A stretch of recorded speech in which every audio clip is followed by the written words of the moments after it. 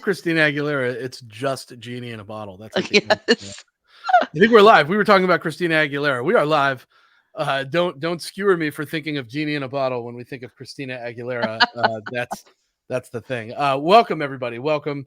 We'll give you a moment to come in. I invited so many people to this because I think this is going to be a really good episode. I want to introduce you guys, but we're going to give it a minute. Lisa, how are you today? How's your Friday shaping up? It's a Friday. It's always shaping up on a Friday. Yeah, it's always the best day, right? I think that's why we Yes. decided to do this on a Friday. For a while, I was like, we should probably change the day because nobody comes to things on Fridays.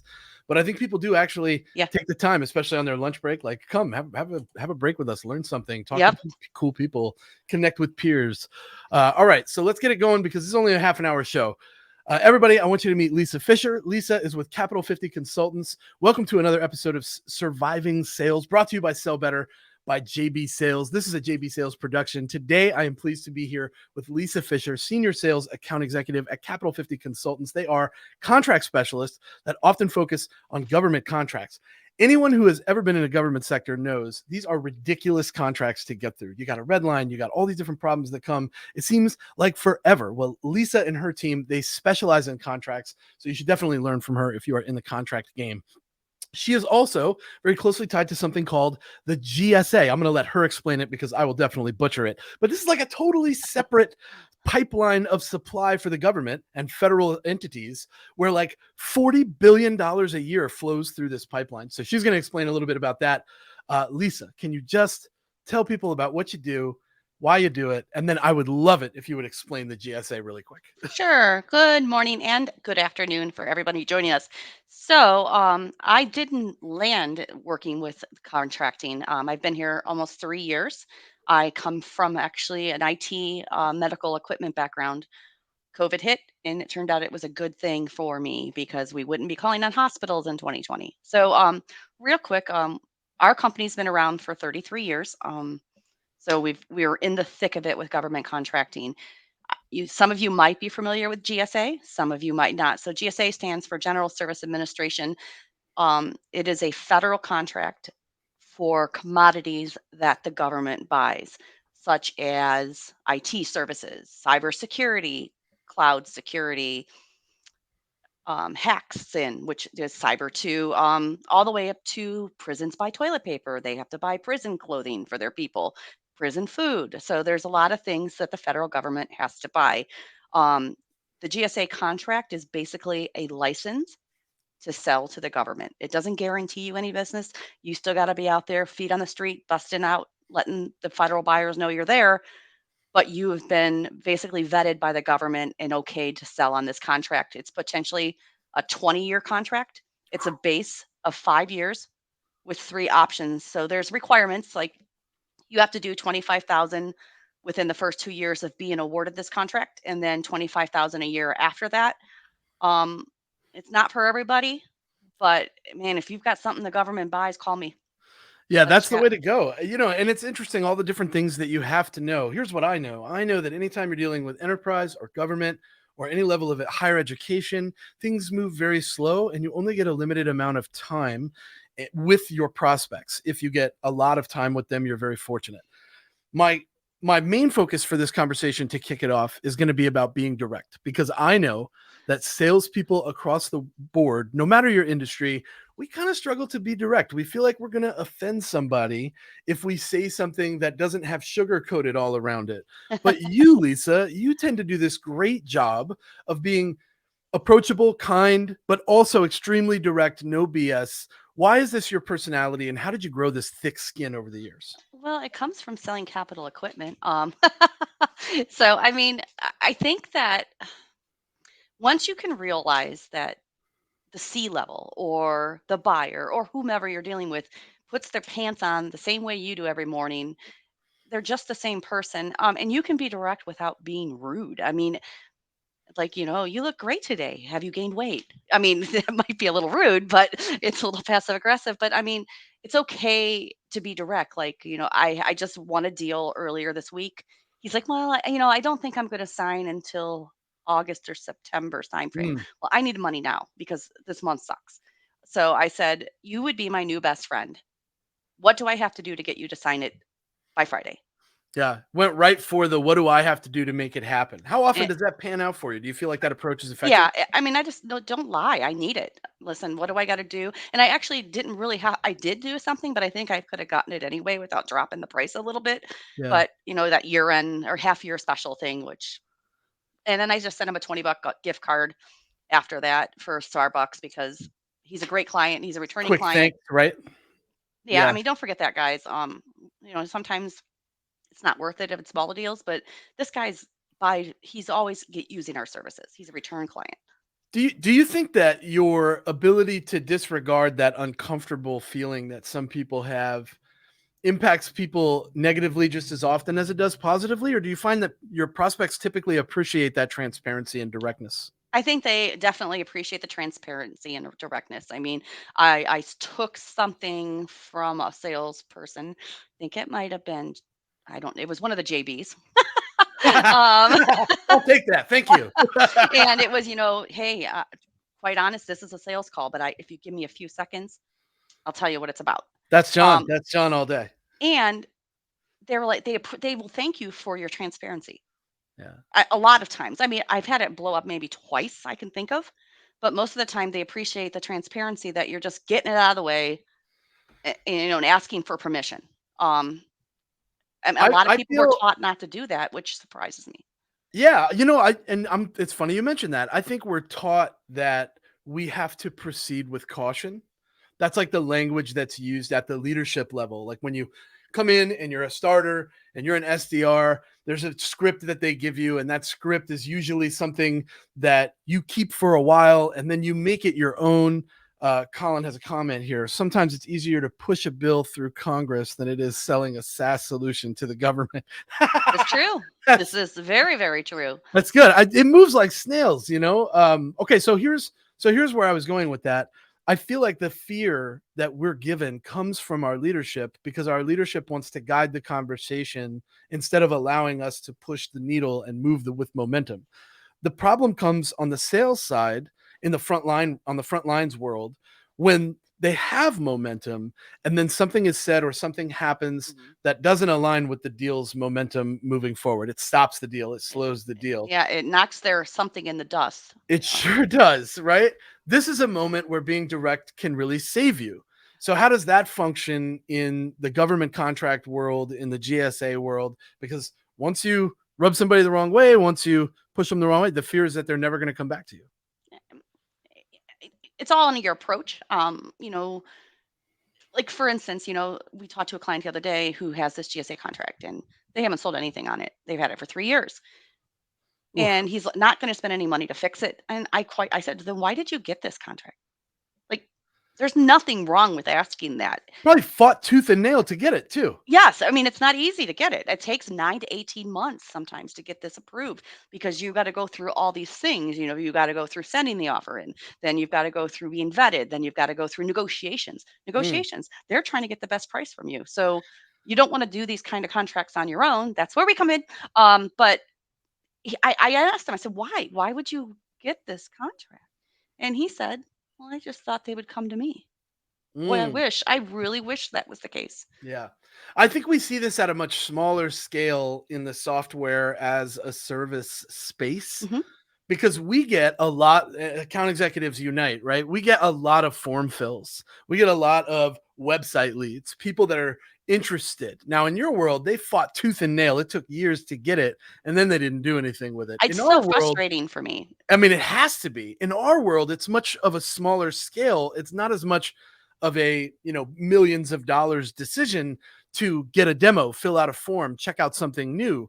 They fill it out and then they do nothing with it. We do the demo, we give them a trial in some cases, and then they do nothing with it. Is the GSA kind of a similar situation? Mhm. Yeah, I mean, What's the percentage of people that really don't get anything out of it because they do nothing with it? I actually don't know, but I bet you it's higher than I would imagine, than I would even say it.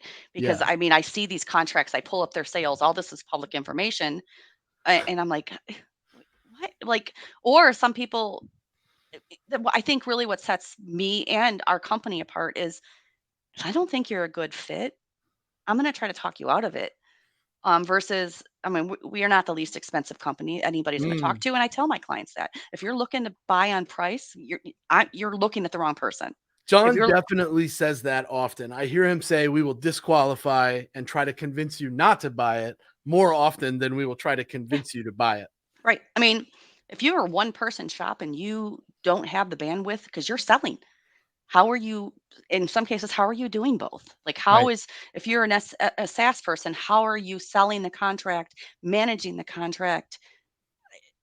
It just, if I think you're not a good fit, I mean, sure, do I want $15,000 or whatever they're going to give me? Yeah, but it's unfortunate they'll go to our competition for 3 to 5,000 Yeah. who just wanted the money. And Mm. so, I mean, So I think that's I have no problem bashing in a nice way my competition, saying, "Listen, there's people out there that are less than us, around 5,000. Stay away from them." Oh, that's this company here, and then they usually start talking yeah. about who that person was. Yeah, watch out for the impastas, right? Yeah. You don't want that impasta service. So, I mean, there's like that. KD always talked about that. Give them three options. Yeah. This, or this, and the last Right. option is the one I want them to pick. So, KD, we like KD. We talk a lot about Kevin Dorsey. For those of you that don't know Kevin Dorsey, go follow Kevin Dorsey. oh, Great for guy. sure. But if you give people a choice, they often will make a choice, right? That's the whole purpose of that. It's a psychological thing. I want to talk a little bit about the way that contracts work Right. in your world. I think what happens in SaaS is that we send a contract once and then we play the chase game. Mhm. We're constantly reaching out. Hey, what's the update on that contract? Hey, did you send that contract to your lead? I'm really waiting for finance to pull the trigger on that. Can we get it before the end of the month? If I don't get it, I'm probably gonna. Sounds like me. So what's your go-to when you have to get that contract signed? Do you have a special language that you use? We were just Well, talking. so I think even on the qualification call, it's like, is there anybody else that might be offended if I don't include them on this contract, on this proposal? Should we have the call with them? Like, how do I get a call with you told me your CFO has to make this decision. How do we get him on the call? Like, what do I got to do? Because obviously it's not moving forward without him. Am I correct? Am I wrong in thinking that? So, I mean, there's that forward, but not being in your face. And I will keep repeating that until there comes a point when it's like, it's dead, it's dead. Um, Do you rip the Band-Aid off at that point? Are you yeah. like, look, this is dead in the water. I have to move on. Yeah, I mean, and there's a couple. I have a couple templates that I have saved up, that I send off as a Nice. final fu, but in a nice way. Um, you You know, hear that? It's a nice FU. It's nice. so like there's one, and I think I'm stealing it from somebody again here. It's "Are you okay?" Ah, And then yes. the last one is "Have you fallen and you can't get up and then I should call somebody." I'm telling you, you will get an answer on a lot of those if you send See, that out. I like the "Are you okay?" because I think that it is empathetic, and I think it defaults to something went wrong instead of this person is screwing me over and Right. ghosting me, right? And that's always good. I'd rather lean on that side because I've had many instances where you're like, "Yo, what's happening? We had a good thing going, you just vanished on me." And you get really irritated, you take it personally, and then they're like, "My mom died 2 days ago." And you're like, "Oh, Sucks I for am a you. total No. shitbird. This is not Yeah. important at all. I'm really sorry for pestering you," right? And you Yeah. feel bad at that moment. And then you send a card. I mean, really. Or a $20 gift card to their I favorite don't know if that restaurant. one's appropriate at that point. Sorry I bothered you at your mom's funeral, right? Get Like better that's not. soon. Or Yeah. or there's the other one is, have you decided to not move forward with this project? Oh, yeah, Um, John does "Did I lose you?" yeah, or too fattening is another one too.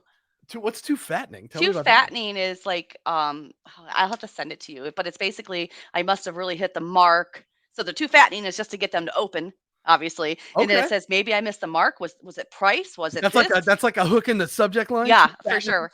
And then I've gotten some responses, but the "Are you okay?" because it's putting my humor into it too, because my directness also works because of my humor involved in it. And you got to change yourself for each person. There are people that aren't going to like that, so you got to know your audience. You seem Um, like you have a really upbeat there. Does it carry over into all your messaging, that yeah, upbeat persona, that yeah, energy? yep. And sequences help too because I've tried to make those my own too. When you're sending out the email, so somewhere along the way, my personality comes out. It just can't be a boilerplate. beginning Yo, them. I think the boilerplate thing is the thing that's killing a lot of reps. Maybe the follow-ups can be, I don't disagree with that. On your follow-ups, you're getting feedback. I stopped using, "Hey, just making sure you got my email," because everybody's using that one. So, It's true. You just started using Outreach, and we use SalesLoft. yeah, So, sequence cadence software. This is something I new had never heard of it before. for you. Yeah. So I'm wondering about your experience with that and kind of like where your head is and what you think you're going to use it for. So, before I knew and had a sequence, I mean, there were times even in your CRM, I think, we use Outreach as a CRM too because we're just small enough that we can get away with Sure, that. But sure. I think there were times, especially when I was a sales rep over the road, if it didn't go into my notes in some kind of a thing to ping me, it didn't happen, right? And Mm, I'm going to forget the follow up. We didn't have these follow up emails that you could be sending also that are just in the background while you're driving or wherever you're going. You got these cadences or sequences sending things out for you. So like right now, as we're talking, I've got things that are going out right now that are boilerplate just because it's a piggyback off of the initial conversation. So almost everything I do goes into some sort of a cadence or a sequence, quote follow-ups, web leads, cold calling, all of yeah. it goes in. I don't know. It's definitely made me I've definitely made me more successful, more accountable. If I don't do something, it's my fault. So because you're very direct and because I know you to not pull punches, I'm gonna imagine that your message structure and the building of your messages are relatively short in Mhm. stature. They're not long Lord of the Rings novels here. Yeah, so like for people who have GSA contracts, like, hey, see you have a GSA contract. Maybe they do great in sales. Congratulations on your success. Mm, With more success comes more challenges. What are you doing? yeah. Open to a chat, and then that's the first one that'll go out. And it's not the first touch usually that gets them. This goes on over 30 days, kind of a thing. Touch versus email, calling, LinkedIn. Um, The people that get back to you on that and they're like, "Yeah, sure, definitely open to a chat." Do you then fire off an agenda along with that invite? no, I don't because I don't necessarily know because you're only getting a ceiling view of what's in their contract. So I'm really going to get more out of them by having that discovery call. And it might be we might not be able to help them, but I still want to talk to them because they didn't know who I was before that email. Um, and then the agenda, there's really no agenda other than reminding them we have a call, a day or two before. If you get your questions together for me, now's the time.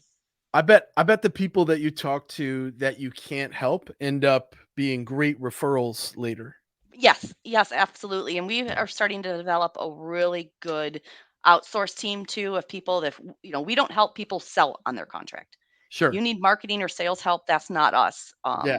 And it really should be you anyway. You're about the physical contract itself and all Yes, the hoops and bells and whistles that have to happen in yeah. that contract. But we have people that can teach you how to find that information on the branch of the governments of where you should be going. Um, but then you'll get those people who don't want to do that. Like, I don't have time for that. How Like many of your customers are software companies that struggle with IT, their yeah. yeah, IT is the biggest moneymaker within the GSA. amazing. Who's getting IT. where do you read who's getting hacked all the time? Oh yeah, it's always definitely the So, government, and right? on the IT side, the state and the local facilities can piggyback off of the GSA on that. So, you're not just getting federal clients on IT, you're getting state and local that you can grab too. Interesting stuff. I am interested in this GSA thing because I don't think that many people know this exists. When you told me when we first talked about it, I didn't know that it exists. So, on the So software how what is it that somebody should get involved in to be a part of this ecosystem that you exist in now? so I think that, you know, IT is a big thing. If you've got something you think the government might be buying, definitely reach out. The other Software arm, solutions, software solutions, AIs, right? AI, cloud services. So they're Okay. looking, cloud is a big one. Healthcare IT. So Document management, right? yep, document management. There's a list. It's called GSA e-library, and There you go. if you go to that website and you click on MAS, there is a list down the wazoo of pages of Hey. everything that the government has a category for. They call them SINs, ironically, special Oh, item numbers. nice. That's good to know. So They it's the call them SINs of the sins. GSA. I'll tell you, if you guys sell, whoever's in the room here, if you guys sell to the government, if you sell to the federal industry, the entities that are out there, might be a good thing to go visit that website. What's For the website sure. again? It is GS. Blah, blah, blah. Let me look it up real fast because I just have it as one of my quick ones I to get it. It's go. a bookmark. Yep. Hold on. My computer froze up. One moment, please. It's GSA library.gsa.gov. I There you actually go. could, if you need, I could throw it in a link too. Maybe if you're on LinkedIn, I don't. Okay. Yep. Yeah, if you're on LinkedIn, that would be good. Maybe we'll put it in there Yeah. afterwards. And then the other That's no arm of the problem. GSA that I guess we didn't really touch on, another name for it is called the Federal Supply Schedule. And on the other side of that is medical. So that's the Veterans Administration, There VA. you go. So if But you're in that medical, if you're selling solutions to medical, maybe this is another place for you yeah, to so look. that's another place to go. And anything, not just VA is buying that. The Department of Defense, the Army, the Navy, whoever needs medical. Military, sure. Yeah. So think about that. So Big there's two contracts arms. there. Yeah. So I mean that's where my Navy. bread and butter came from in medical before selling to the VA health Yeah. centers and In your things like that. experience, do you feel like salespeople could stand to be more direct across the board? And Yes. what do you think it is that, other than like the fear of losing the deal, because that's the obvious one, but what do you think it is that stops people from understanding? You weren't always this direct. What Mm-mm. was the big change for you? So I think it is a fear, and I don't think necessarily it's a fear of losing the deal. It's a fear of offending the person. I think, Rejection in yeah, and I general. think that I think we do it, and I tell you guys can tell me if you think you're wrong, but when you're talking to someone, I think you feel like they're more superior. Maybe you're talking to the CFO or the CTO or CIO, and you just feel like, whoa, and they're the same as you, You people. think the buyer has the upper hand? They're Yeah, like and in a I different used to level think than that you? for some reason, especially in the hospital market. And I would think, I don't know why, but that was just my younger self feeling the inferiority of that. So everybody's the same. That's how you have to look at it. Maybe Yeah. they're not, but as far as I'm concerned, everybody's the same. I'm going to talk to you the same way I'm going to talk to my husband. Poor guy. Um, No, not poor guy. He's a lucky man. I'll tell you, one of the things that I think is that this feeling that somebody doesn't like me comes from that pushback. When yeah. you have to be direct, this person might not like me because I was too direct with them. And there's this innate Oh, need, and yeah. I know this need more than anybody because I love it when people like me. And I always feel some type of way when I think somebody doesn't like me. So it like irks you in the back of your mind. And I think salespeople struggle with this because it creeps into that professional environment, and it shouldn't. You can have that feeling in your personal life and Yeah. want people to like you, but it's not a necessity in sales. It helps. Let's be real. It helps, but it's not a necessity. And we feel some I type of think you're way right. about it. Every time we have to be direct, we're like, oh shit, this person's probably never going to talk to me again because I And I have think to maybe say it. you're right on that because, yeah, they always say people buy from people they like. Oh, if he doesn't like me, he's not. Yeah, there's that double-edged sword. You you can still be likable and direct. You can. And you hear people verify this all the time because they say shit like, oh, I can't stand that guy, but man, he's good at what he does. Yeah, I know. And like I always say, if I can't stand you in the business sense, you'll never know it. Yeah. Yeah, I mean, because that facade, that professional yeah. facade comes on, and you know that you need to be a certain type of way with this person. Now make sure the microphone's off before you say what you really want to Yeah, say. right? Check, check. Are we good? That guy, It's right? happened. It's happened. Yeah. And you were like, "Oops, hello." Your customers that come to you probably come to you with baked in frustrations. And I think a lot of SaaS sellers get the same thing. Mhm, Hey, let me tell you what I'm trying to solve for here, right? This is like mhm. common language that we hear when it's an inbound lead, especially. Your customers, they're coming to you for contract work. What's their number one complaint and frustration when they come to you? So there's a couple different ones. So if they're new, like I want to sell to the government, but what does that mean to them? And that their case is they're kind of what you got. Who was it that said that? Colin said it's easier to push a bill through Congress than get it, and that's their frustration. Is I've been on GS website. I tried to get this contract myself. I don't understand anything. Couldn't get it done, I right? can't, and those are the people that even if they say I'm going to try it on my own, I'm like, okay, and then I'm going to keep reaching out to them because they'll probably be back.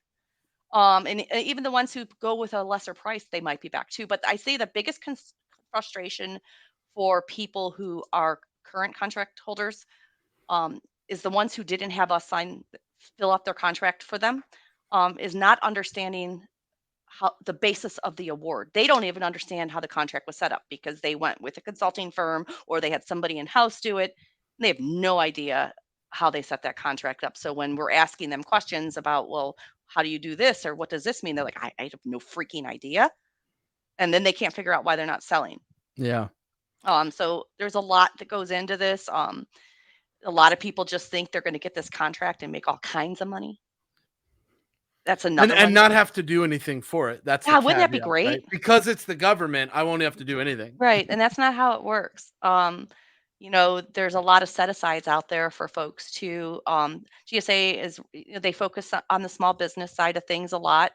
And there's set asides out there for people who are minority owned, women Yeah. owned, that are service disabled veteran, but you got to still push that Sure. agenda. Where do you go to stay sharp, stay up to date, make sure that you are like cutting edge, have the latest info? I've got the Google alert for news for GSA. Okay. I signed up for GSA notifications, though they're terrible about it sometimes. There's actually GSA Interact. I can post that later where you're talking. It's kind of like the LinkedIn for the GSA where you're interacting with your peers and with people within the GSA. Competitors on LinkedIn. I hope everybody LinkedIn is where you creep. That's where you stalk. For sure. I mean, I was like, oh, I didn't know that. Wow. And also asking your people that you're talking to that, oh yeah, I talked to so and so earlier. Really, what did they do? What's different from them for me? What did they charge you? What were they going to charge? That kind of stuff. But I mean, everything and anything I can find, I'm looking it up. People sleep on Google alerts. I think that Google alerts are one of the more useful things because it's a lead or a trigger coming your way that you didn't expect. I feel the same way about LinkedIn Sales Navigator alerts. Do you use LinkedIn Sales Navigator as well? How does that work in your sector? It's not as robust as I would like it to be. I feel that Zoom Info is probably a better tool for us just because you can break it down by NAICS codes and things like that. We did the Sales OS part of Zoom Info. So we can see who's been on our website. We can see who's searching intent for RFPs, RFQs, things like that. Yeah. So I think that's been a more robust tool. However, LinkedIn's not always right. So if you go to LinkedIn, or not Sales Navigator, blah, blah, blah. Zoom isn't always right, but if you go to Sales Navigator, Zoom might be right on that one, but wrong on theirs. It's kind of strange. So know your tools. I love Diana's comment here. Like isn't necessary. They don't have to want to hang out and be your BFF. Yeah. They need to have respect for you and value your expertise so they know that you will do what you say you'll do. Exactly. I think when we are more direct, people are more confident that we will do what we say we will do. Mm-hmm. I think that's probably a side effect of being direct that no one's talking about, right? We've not even started discussing that in our space yet. Confidence equals competence. Yep. I agreed. Like the new girl who started here, I was like, it's okay to tell the person on the phone that you're new and let's schedule another call. Yeah. I still use it. I've been here 3 years. I mean, you got to give them that permission. It's okay. We can schedule another call. We'll talk again, right? I don't know, but I'll find out. I'll find out for you. It's okay to say those types of things. Lisa, where can everybody connect with you, and what's the best place that you like to be reached out to? I am a LinkedIn girl. I don't have Twitter. I don't have whatever the hell you asked the other day. Instagram. Yeah, I was like, are you on the gram? I have them, but I have no idea what I'm doing on those. I'm a little oldie. But you can find me on LinkedIn. I think my LinkedIn majigger is James tagged me, so you can find me that way. No worries. Too. Yeah, you're all over that place. It's cool. Yeah, I tag you all over. Yeah, so if you want to find me, just look for Lisa Fisher. It looks like the Fabio picture, if you guys are old enough to remember, the hair's Oh, blown the back. Fabio name drop. I can't believe it's not butter. So, yeah, that was one of my better pictures. Maria had asked for something a little clearer. I'm like, yeah, no. Awesome. Well, yeah, you guys definitely need to go connect with Lisa. I want to thank For you, Lisa, sure. for coming on and connecting with my community, my audience here. Thank you so much for sharing your wisdom with them. For those of you out there that are new to surviving sales, we air every single Friday, and we are going to start talking to other sellers in other industries and see what you can learn from them. We'll see you guys next week. Thanks again, Lisa. So long.